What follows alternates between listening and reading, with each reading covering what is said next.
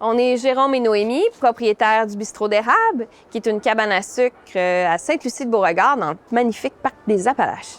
On vous invite à venir partager notre patrimoine culinaire, notre culture, notre héritage et nos meilleurs sirops.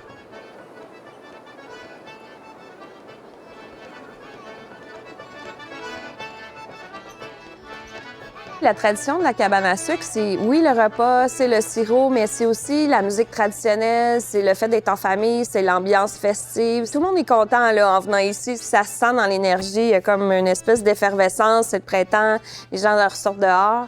Donc ça nous fait plaisir là, de pouvoir accueillir les gens comme ça tout au long de l'année à la cabane.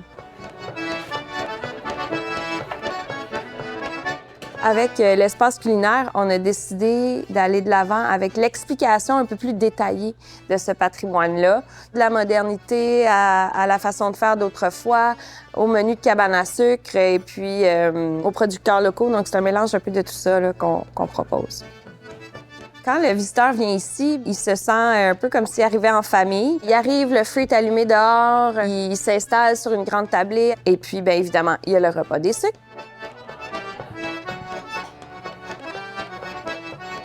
Après, bien, il y a la tire sur la neige à l'extérieur qu'on fait à l'année, puis des dégustations aussi de produits d'érable.